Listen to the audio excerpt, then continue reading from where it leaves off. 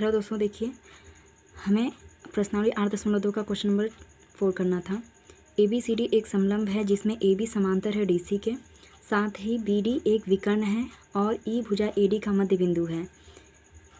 E से होकर एक रेखा AB के समांतर खींची गई है जो BC को F पर प्रतिच्छेद करती है, जैसा कि आकृति में दिखाया गया है। दर्शाइए कि F भुजा BC का मध्य बिंदु है। ठीक है, ये आकृति में दिया हुआ है। ABCD एक समलंब चतुर्भुज है।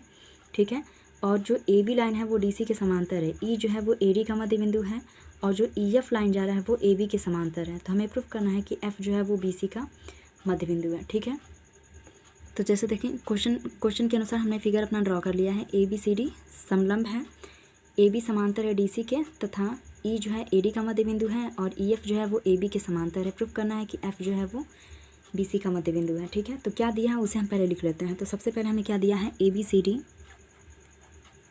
ABCD एक समलंब है। ABCD एक समलंब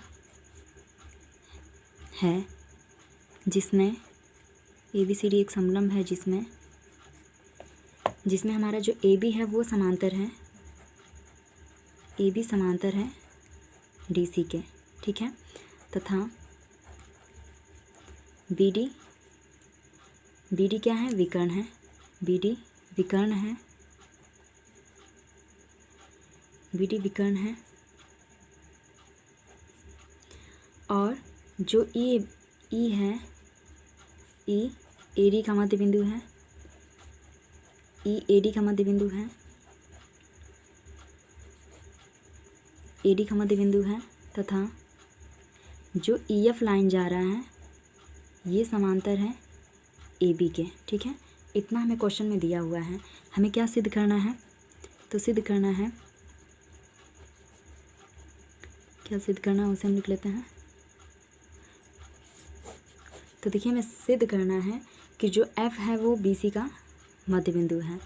तो F जो है वो BC का मध्य बिंदु है, ये हमें प्रूव करना है। BC का मध्य बिंदु है। ठीक है, ये हमें प्रूव करना है। तो आइए हम करते हैं अपना प्रमाण। तो देखिए सबसे पहले हम त्रिभुज DAB मिलेंगे। तो DAB में हम देखें तो E क्या है, AD का मध्य बिंदु है और ये हमको नहीं पता है। तो यहाँ हम मान लेते हैं, सबसे पहले हम मानेंगे माना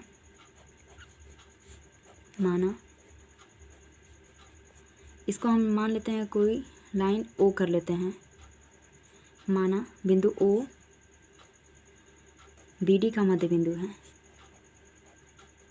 BD का मध्य बिंदु है। हमने मान लिया कि जो O है वो BD का क्या है, मध्य बिंदु है। ठीक है, यहाँ पे मध्य बिंदु नहीं, हम कोई एक बिंदु मान लेते हैं। BD पर स्थित एक बिंदु है।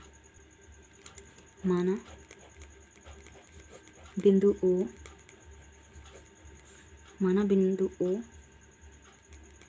BD पर स्थित है, बिंदु BD पर स्थित है। ठीक है, O जो है वो BD पर स्थित है। अब हम आते हैं त्रिभुज अपने त्रिभुज DAB में। त्रिभुज DAB में तो जब हम त्रिभुज DAB में आएंगे तो क्या है, E AD का मध्य बिंदु है, E AD का मध्य बिंदु है, E AD का मध्य बिंदु है तथा जो हमारा EO है, EO ये समांतर है AB का। क्यों समांतर है, क्योंकि EF जो है ये समांतर है AB के, इसलिए EO जो होगा वो AB के क्या होगा, समांतर। यानी कि जब ये पूरी लाइन हमारी इस लाइन के समांतर है तो इसका एक छोटा सा हिस्सा भी क्या होगा, इसके समांतर होगा। तो EO समांतर हो गया AB के। अतः प्रमेय मध्य बिंदु प्रमेय जो था उसके व्युत्क्रम से अगर हम बात करें, यानी कि प्रमेय 8.9 से, प्रमेय 8.9 से, तो प्रमेय 8.9 क्या था, जो मध्य बिंदु प्रमेय था उसका व्युत्क्रम। ठीक है, यानी कि मध्य बिंदु प्रमेय के व्युत्क्रम से लिख लेते हैं यहाँ पे, मध्य बिंदु प्रमेय के व्युत्क्रम से। प्रमेय के व्युत्क्रम से। तो प्रमेय 8.9 से हम क्या कर सकते हैं कि जो बिंदु ई है यहाँ लिख लेंगे, अतः बिंदु ओ बी डी का मध्य बिंदु है, बी डी का मध्य बिंदु है। ठीक है, हमने प्रूफ कर लिया कि ओ जो है वो बी डी का मध्य बिंदु है। अब हम आते हैं अपने त्रिभुज सी बी डी में। ठीक है, पुनः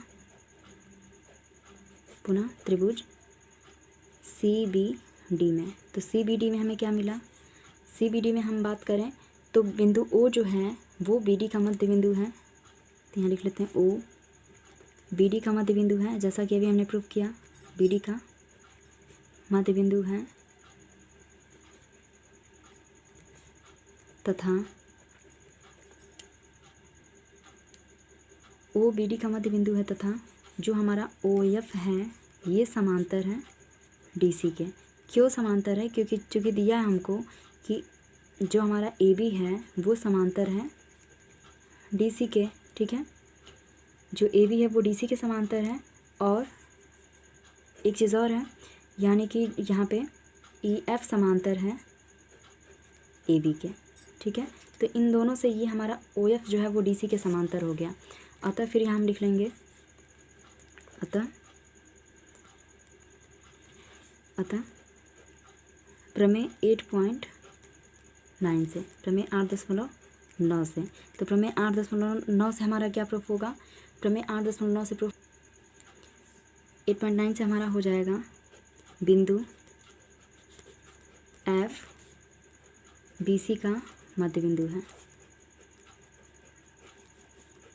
बी सी का मध्य बिंदु है। ठीक है, यही तो हमें प्रूफ करना था कि बिंदु एफ जो है वो बी सी का मध्य बिंदु है। इसको हमें दिखाना था कि जो हमारा एफ है वो बी सी का मध्य बिंदु है। तो ये हो गया प्रूफ। ठीक है।